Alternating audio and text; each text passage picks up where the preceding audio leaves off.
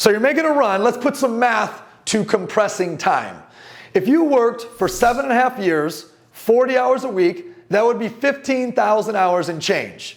7.5 years, 40 hours a week. But did you know if you worked for 5 years, for 60 hours a week, it's the exact same 15,000 hours. But did you know that if you worked for 3 years, 100 hours a week, same 15,000 hours. So you're gonna work these 15,000 either way. You can either do it in 7.5, 5, or you can compress it down and do it in 3. I know what you're thinking, oh, you can't work 100 hours. Why?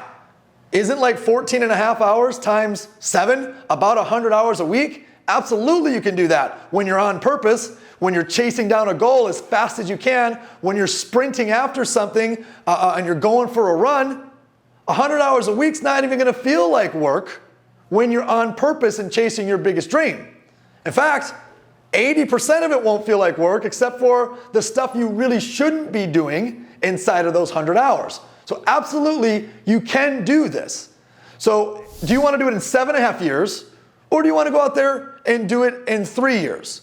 Because that 15,000 hours of work, it's going to be done either way.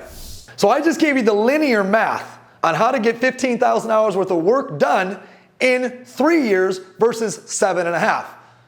But process this for a moment.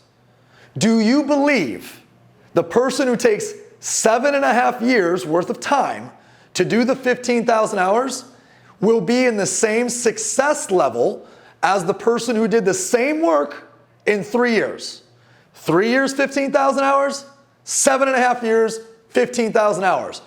Will they have the same results at the end of the day?